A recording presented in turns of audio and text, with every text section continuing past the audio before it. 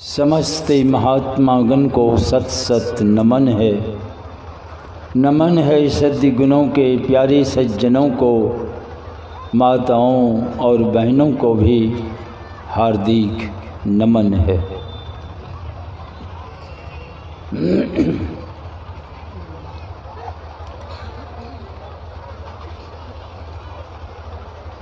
घड़ी की सुई 5 पर जाके खड़ी हो गई है। हम लोग कहाँ खड़े हैं? गोस्वामी तुलसीदास जी महाराज कहते हैं, पांचई 5 परस रस शब्द गंध अरु रूप, यही 5 विषयों में हम सब खड़े हैं। परिणाम क्या होगा? फैसला सुनाते हैं। इनकर कहा न कीजिए बहुरी परब भवकूप। बारंबार इस संसार में आपको जन्म लेना पड़ेगा और अंत में जाना कोई नहीं चाहते, झक मार के जाना पड़ता है। मौत की पारी जिस दिन आ जाएगी कोई सुनवाई नहीं होगी। अरबों अरब लोग आए इस संसार में, सब के सब चले गए। अब हम लोगों की पारी है।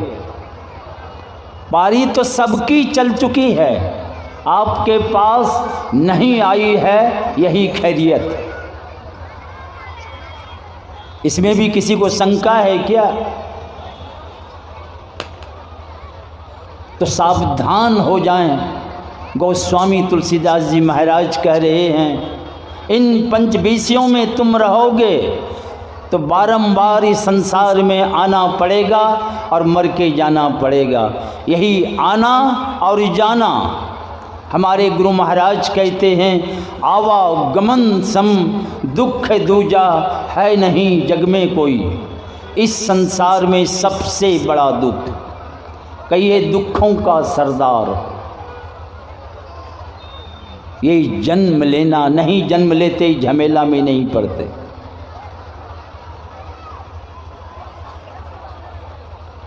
ये जन्म और मृत्यु सबसे बड़ा दुख है।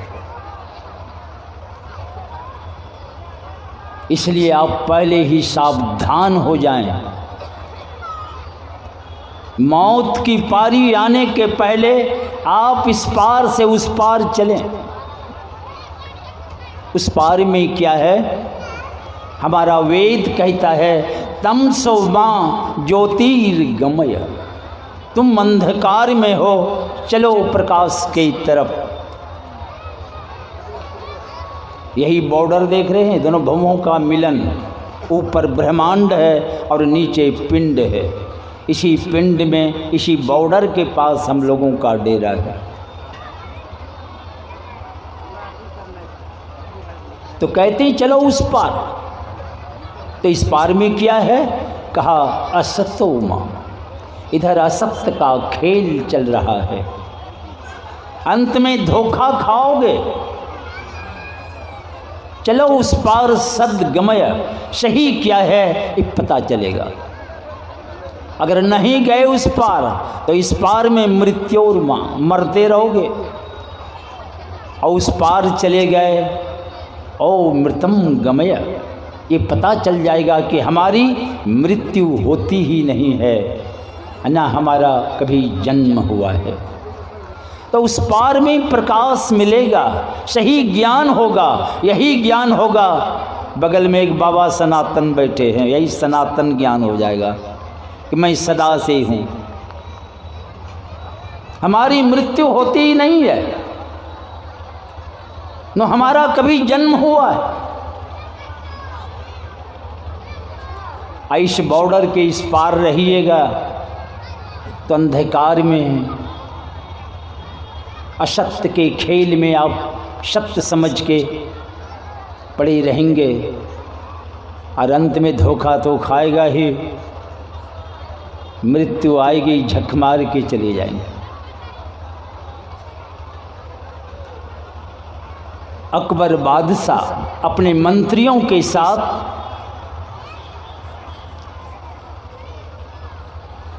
पंजाब होते हुए जा रहे थे। अकबर बादशाह अपने मंत्रियों से कहते हैं कि मैं सुना हूँ इधर कोई संत रहते हैं। कहा कि हाँ,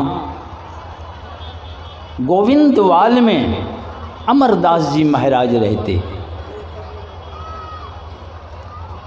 तो बादशाह कहते हैं चलो दर्शन करते हुए आगे निकल बढ़ेंगे।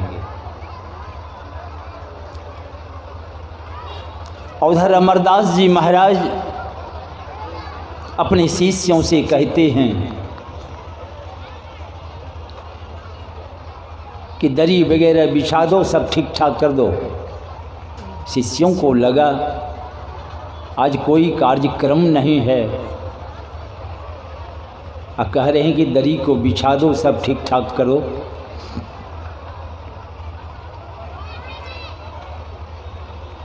तो दरी सब बिछा दी गई। अकबर बादशाह मंत्रियों के साथ प्रवेश करते हैं।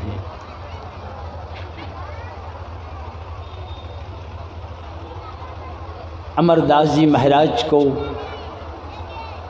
प्रणाम करते हुए और जो कालीन बिछी हुई थी वो उसको हटाते हुए फर्श पर नीचे में बैठने लगे। अमरदास जी महाराज कहते हैं आपके लिए ही ये कालीन बिछाई गई है, अब बैठिए।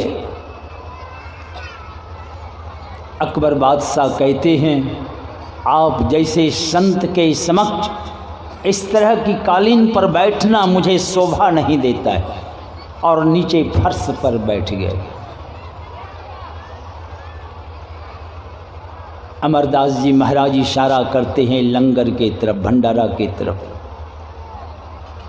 बादशाह समझ गए, कहा कि मैं वहाँ नहीं जाऊँगा, आप जो प्रसाद ग्रहण करते हैं उसी में से मुझे चाहिए।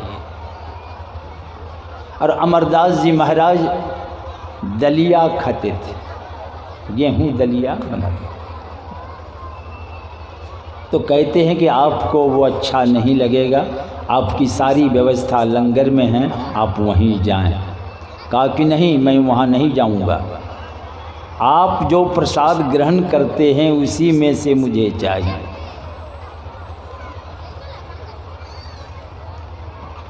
तो तुरंत एक कटोरा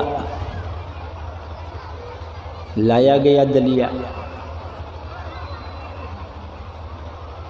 और प्रसाद अमरदास जी महाराज उठा के देते हैं।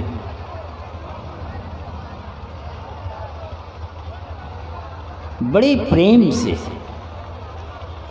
प्रसाद को ग्रहण करते हुए और कहते क्या हैं कि आप जैसे संत के हाथ से प्रसाद ग्रहण कर हमारा उद्धार कल्याण हो गया। और उसी उद्गार में क्या कहते हैं, मैं 14 गांव की जागीर आपके नाम से लिख देता हूँ। कहा मैं क्या करूँगा 14 गांव की जागीर लेके? कहा इसकी आमदनी से यह लंगर चलता रहेगा।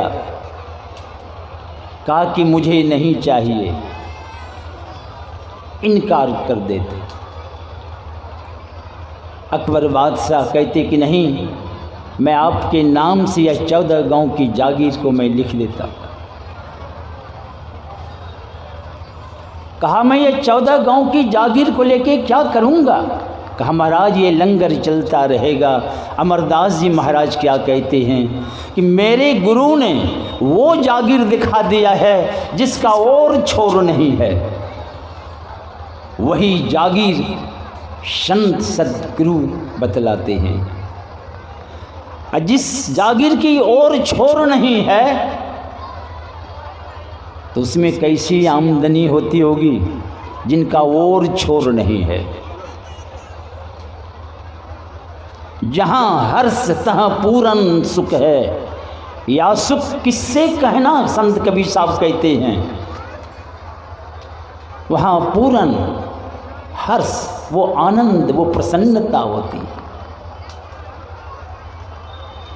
और यह कैसा सुख है आज तक कोई नहीं बता सका। कोई नहीं बता सका। जहाँ चंद नहीं न रजनी तहाँ सूरत लौ लाई। जहाँ चांद नहीं, सूरज नहीं, जहाँ दिवस नहीं रजनी, रात दिन भी नहीं है वहाँ।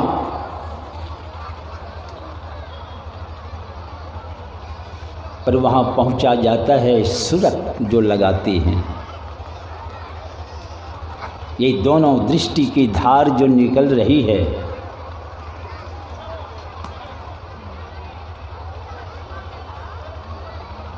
जोगी जोग से ध्यावे, अन्नो तपसी देह जरवावे, सहज में ध्यान से पावे। कैसे पावे? सूरत का खेल यही आवे। यही दोनों दृष्टि की खेल। हम इन दृष्टि को कहाँ लगावें? ये तो संत सद्गुरु के हवाले है। बिन दया संतन की में ही जानना इस राह को, हुआ नहीं, होता नहीं, होनहारा है नहीं, होने ही वाला नहीं है। अपने को संत सद्गुरु के चरणों में समर्पित करना पड़ेगा।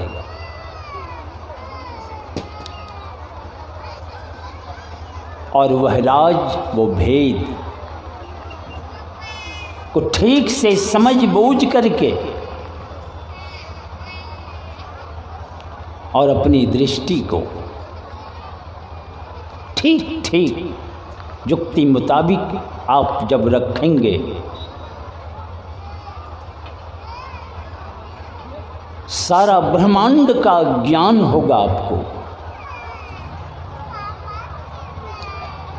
आपके शरीर के अंदर ये एक आँख नहीं, ये तो चर्म चक्षु है।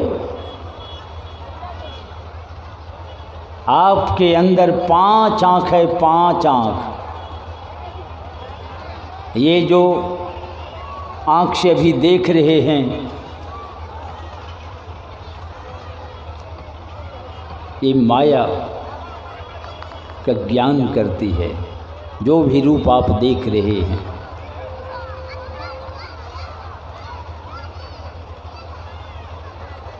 स्वप्न में भी आप देखते हैं, वो स्वप्न की दृष्टि है। उससे भी उस परमात्मा का पता नहीं चलता है।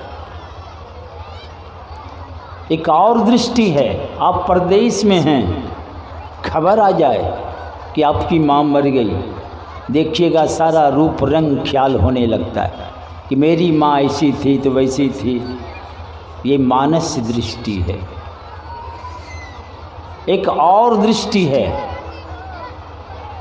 जिसको कि दिव्य दृष्टि कहते थे।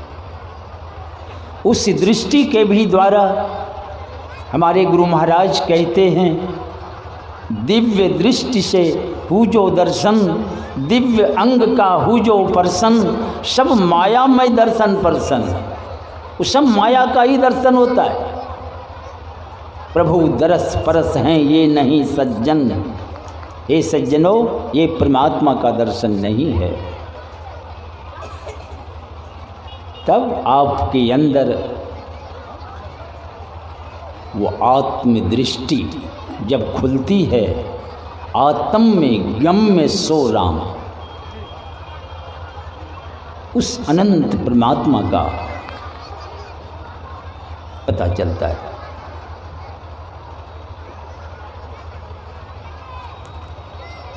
यही दोनों दृष्टि की धार जब एक होगी, आपके अंदर चमचमाता हुआ प्रकाश में एक बिंदु प्रकट होगा। उस बिंदु में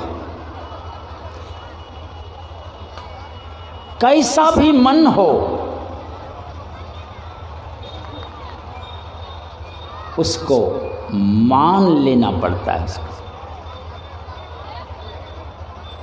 हमारे संत कबीर साहब कहते हैं, बिंदु ध्यान सबके मन माना। क्यों मान लेता है?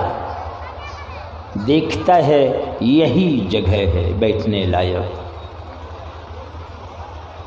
यही जगह है। कैसा भी मन हो आप ले चलें उस जगह। और इसके अलावे जन्मों जन्मों से बहुत प्रयास कर रहे हैं आप, कहाँ नहीं बैठाने का प्रयास किया है। क्या आपका मन बैठा वहाँ? झुकता जरूर है, बैठता नहीं है। न घर में बैठता है, उब जाते हैं तो चले गए हरिद्वार, चले गए शिमला मसूरी, गंगोत्री और जमुनोत्री, जहाँ मर्जी होती है चले जाते हैं। तो उस रमणीक जगह को देखकर झुकता तो जरूर है, मन होता है तो यहीं रहना अच्छा है, मगर घर काहे आ जाते हैं, काहे न बैठ गए वही। झुकता तो जरूर है, बैठता नहीं है। नो घरे बैठता है, नो कहीं बैठता है।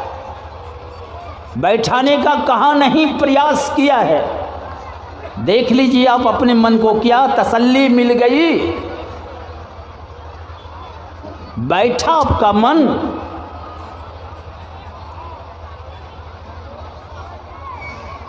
इधर उधर झांकते रहता है, तसल्ली नहीं होती।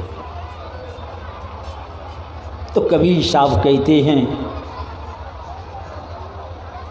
ले चलो उस जगह। एक फकीर गए राजा के दरबार में, सत्संग सुनाए। सत्संग वचन सुन करके बड़ा अच्छा लगा बादशाह से। जब फकीर जाने लगे तो हाथ जोड़कर कहते हैं कि कल भी आकर के सत्संग सुना देंगे। कहा अच्छा ठीक है। तो फकीर आए, सत्संग सुनाए, बड़ा अच्छा लगा, बड़ा रस लगा उनको। जब जाने लगे तो फिर हाथ जोड़कर प्रार्थना करते हैं कि कल भी आके सत्संग सुना देंगे। कहा कि मैं बार बार दरबार में आके सत्संग सुनाऊं ये उचित नहीं है। सुनना है तो आ जाना, मैं नहीं आऊँगा। फकीर साहब दूसरे दिन नहीं आए। राजा को बड़ा रस लगा था, घोड़ा पर चढ़ा और घोड़ा को दौड़ाते हुए पहुंच गए फकीर के दरबार। अब फकीर साहब खुरपी कोदाल लेके चले गए थे काम करने के। घर में फकीर साहब की धर्म पत्नी थी, देखा राजा आए हैं।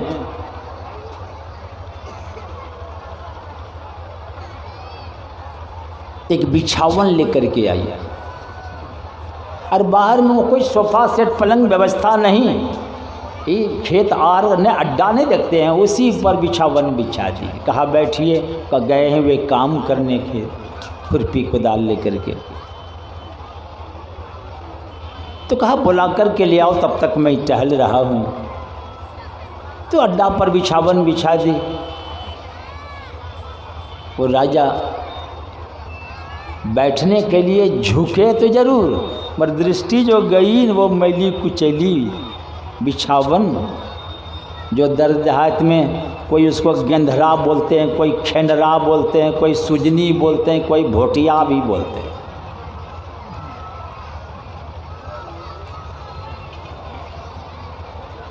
झुके तो जरूर पर बैठे नहीं। कहा कि मैं टहल रहा हूँ, बुला के ले आओ। तो सोचा कि राजा है बाहर में, अड्डा पर नहीं बैठना चाहता है, तो बिछावन उठा के अंदर ले जाके बिछा दी। फिर आग्रह करके ले गए। तो वहाँ जो झुके बैठने देखा वही बिछा हुआ, झुके तो जरूर बैठे नहीं, बाहर निकल गए। आखिर ये क्या करती, तो चली गई। पहुँचे वहाँ, कहा राजा साहब आए हैं। कहीं राजा आए तो काम कर रहे थे, उंगली में मिट्टी लगी थी, हाथ झाड़े। कहा अच्छा चलो, आगे आगे फ़कीर, पीछे पीछे उनकी धर्मपत्नी। तो ये कहने लगी कि मैं बाहर अड्डा पर बिछावन बिछा दी, झुके तो जरूर बैठने पर बैठे नहीं, अंदर ले आके बिछा दी। तो वहाँ भी गए, बैठते बैठते उठ गए, बैठे ही नहीं। इतना कहना था कि फ़कीर खिलखिला के हंसते हुए क्या कहते हैं, पगली तो जानती नहीं है, वो राजा है, राजा बादशाह है, बैठने लायक बिछौने नहीं है, कैसे बैठ जाएंगे।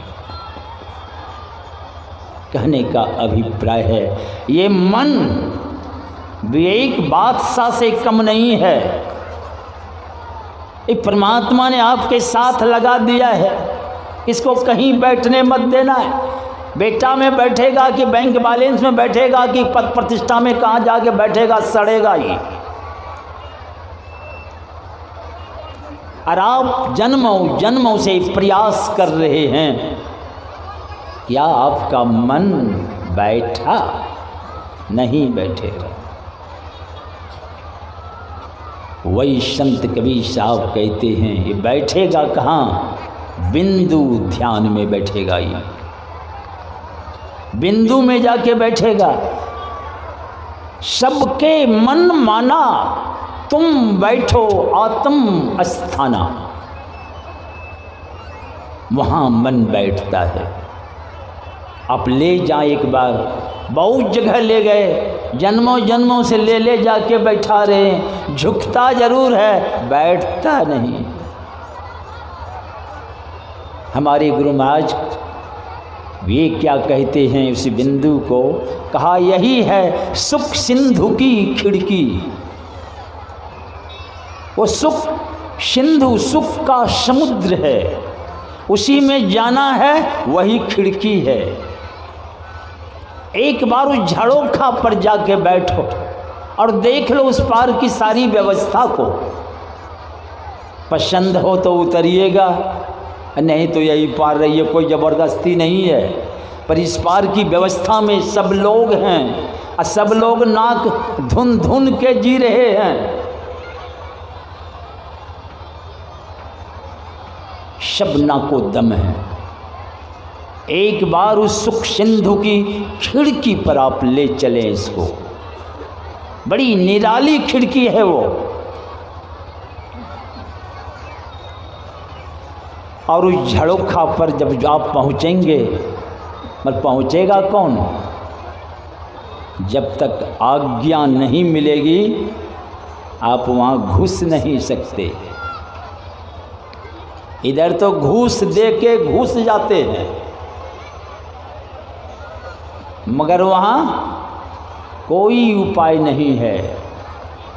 जब तक आप पाक साक नहीं हो जाएंगे, अंतःकरण आपका सही सलामत अगर नहीं है, तो आपको आज्ञा ही नहीं मिलेगी। इसलिए हमारे गुरु महाराज कहते हैं, सदाचार पाले दृढ़ होई, सो में ही सो दुर्लभ पावे, नहीं तो भव महा भटका खावे। आप भटकते रहेंगे। झूठ, चोरी, नशा, हिंसा और व्यभिचार, ये पंच पाप है।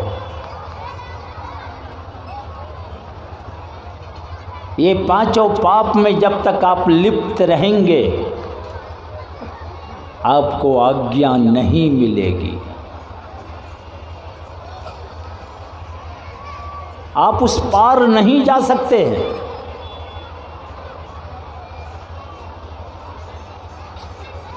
इसलिए कहते हैं, ना वीरतो दुश्चरितां, ना शांतो ना समाहितः, ना शांत मानसो वापी, प्रज्ञा ने नैन मापनुयात। जो पाप कर्मों से निवृत्त नहीं है, अलग नहीं है, उस शांत पद में नहीं समा सकता है।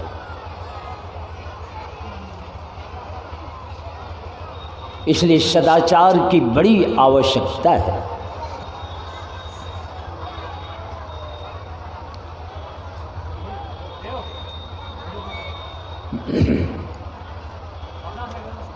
हमारे गांव में जमीन को लेकर झगड़ा हो गया।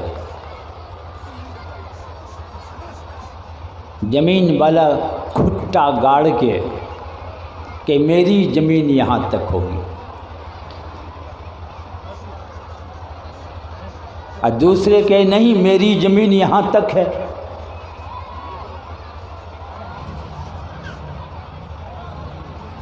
तो गांव के बहुत से लोग आ गए वहाँ, लगे समझाने कि आपस में क्यों लड़ते हो, जमीन वाली बात है, अमीन मंगवा के पैमाइश करवा लो, नपा लो, जहाँ से पड़े वहाँ खुटा गाड़ लेना। तो दोनों तरफ से एक अमीन आए। दोनों अमीन आपस में विचार कर सीमाना से कड़ी गिराए और खूटा से कड़ी 5 कड़ी आगे चली गई। अब दोनों अमीन आपस में विचार कर जमीन वाले से कहते हैं कि आप खूटा उखाड़ के 5 कड़ी के पार में गाड़ लीजिए। जमीन वाला क्या कहता है सुन लीजिए कि अमीन बाबू का है छो ठीक के मर हमरो खुट्टा एजने रहता हूँ, समझ रहे? अमीन बाबू का है जो ठीक, अरे ठीक कहे छे तो खुट्टा उखाड़ी लेना चाहिए। कहे कहे जो ठीक मर खुट्टा रहता हूँ एजने। वैसे ही सारे संत लोग कह रहे हैं कि झूठ मत बोलो, और सुनकर मूड़ी हिलाते भी हैं मगर छोड़ेंगे नहीं, खुट्टा उसी जगह रहेगा। चोरी मत करो, नशा का खान पान मत करो, ये पंच पाप को छोड़ दो। सुन के मूड़ी तो हिलाते हैं, स्वीकार करते हैं, मगर खुट्टा उसी जगह। मूड़ी हिलाने से क्या होगा? खूटा को उखाड़ के 5 कड़ी के पार जाके गाड़ना पड़ेगा। यही स्थूल, सूक्ष्म, कारण, महाकारण और कैबल्लू के पार 4 जड़ और 1 चेतन, ये 5 के पार जब आप जाके खड़े हो जाएंगे, उस पार में कोई झगड़ा, कोई पचड़ा नहीं है। सब झगड़ा और रगड़ा और पचड़ा सब इसी पार में।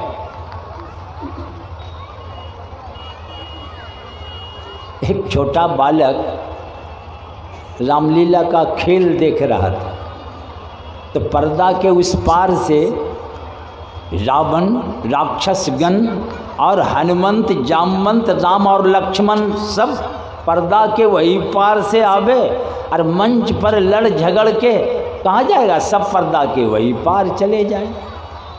एक छोटा बच्चा जो देख रहा था उसके मन में ये जिज्ञासा हुई कि पर्दा के उस पार से सब आता है, इस पार में सब लड़ता झगड़ता है, और लड़ झगड़ के सब वही पार चला जाता है, तो इस पार में तो लड़ता है, उस पार में जाके क्या करता है? स्वाभाविक बात।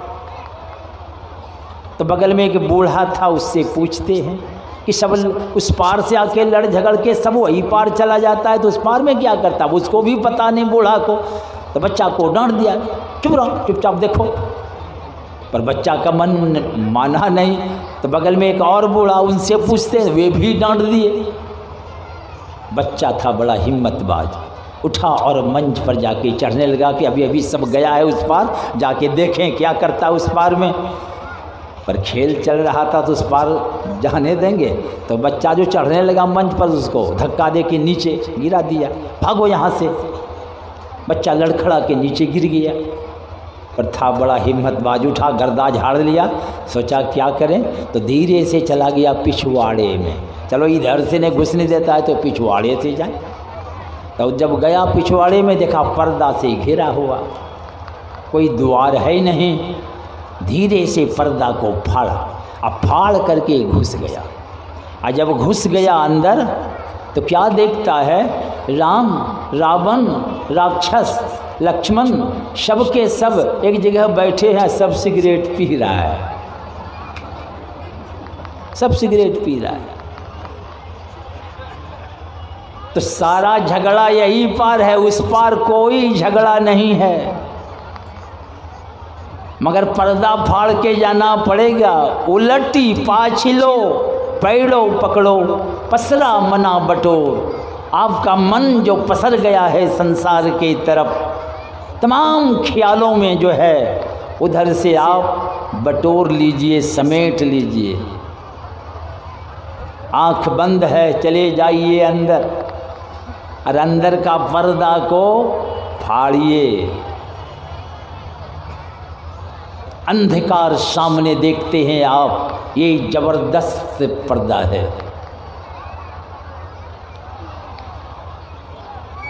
वज्र कपाट है, ये बज्जड़ है, वज्र कपाट अंधेरी सन्मुख की। इसको जब फाड़ेंगे तो प्रकाश का पर्दा आता है, उसको भी फाड़ के जब घुसेंगे तो शब्द का पर्दा आता है। तीनों पर्दा को जो फाड़ के भीतर घुसता है, ये सारा खेल का पर्दा फास हो जाता है। ये खेल कैसा है वे समझ जाते। ये तीनों पर्दा को फाड़ के जाना पड़ेगा उस पार। ये सारा खेल जो चल रहा है पता चल जाएगा आपको। पर यह सारा पता लगाने के लिए जो पता लगा लिया है, उनके पास जाना पड़ेगा आपको। और ऐसे महापुरुष को ही संत कहते हैं, और ऐसे संतों के चरणों में आपको समर्पित होना पड़ेगा आपको। मगर संत का पहचान ये तो बड़ी मुश्किल है। हमारे तुलसी साहब कहते हैं, जो कोई कहे साधु को चिन्हा, तो तुलसी हाथ कान पर दिन्ना। हम तो कान पकड़ते,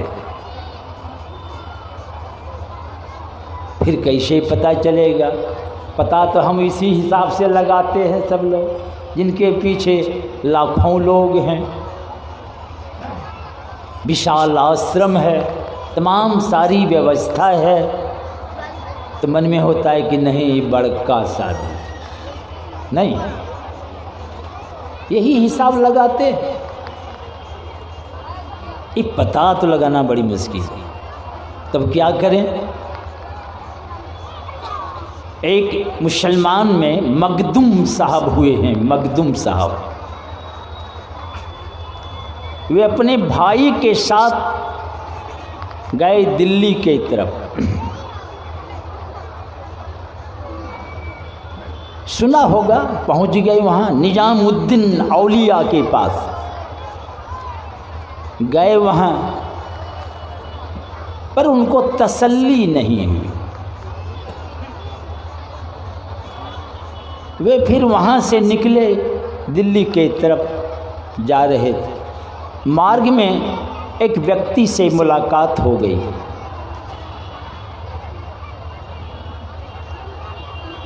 तो वे व्यक्ति क्या कहते हैं, आप लौट जाइए, जाइए। वहीं आसपास में एक फकीर रहते हैं, निजामुद्दीन फरसौदी, उनके पास आप जाइए। लौट गए। अब पहुँचे उस जगह, एक सकरी गली थी, उसी होकर जब पहुँचे वहाँ एक छोटी सी झोपड़ी कुटिया थी। एक वृद्ध फकीर चटाई पर बैठे हुए थे और कोई नहीं था। जैसे उनके सामने मखदूम साहब पहुँचे, क्या कहते हैं, अच्छा किया आ गया, मैं 12 वर्षों से तुम्हारी प्रतीक्षा में हूँ, 12 वर्षों से। देखिए संतों की कैसी पैनी दृष्टि होती है। और उठे और गए झोपड़ी के अंदर, कुछ कागज पुलिंदा ले आए, हाथ में पकड़ा दिए, कहा तुमको सब कुछ दे दिया। अब क्या दे दिया इनको खुद समझ में नहीं आई बात। कहा मुझे तो कुछ पता ही नहीं चलता कि क्या आप सब कुछ दे दिए। कहा अच्छा 2-4 दिन रहो। 2-4 दिन वहीं रहे। कहा जाओ।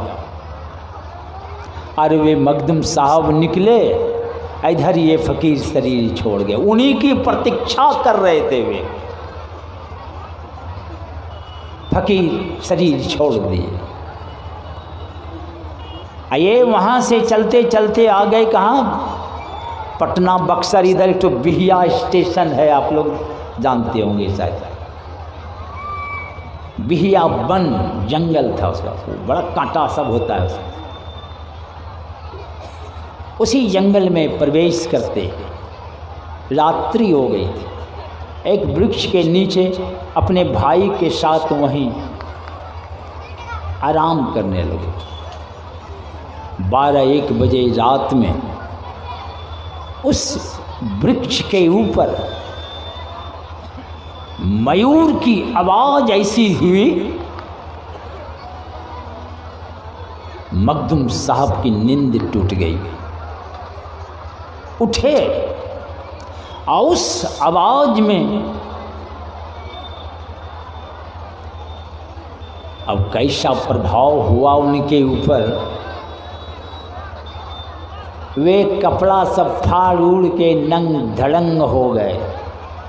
वही जंगल में कहते हैं 12 साल तक उसी जंगल में घूमते रह गए।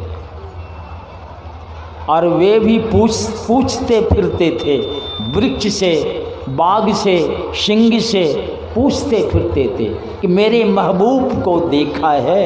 जैसे भगवान पुरुषोत्तम राम गाछ वृक्ष तमाम से पूछते थे।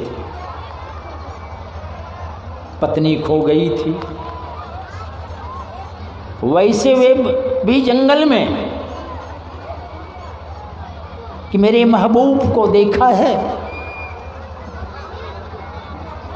और वे मखदूम साहब भी बहुत बड़े फकीर संत हुए।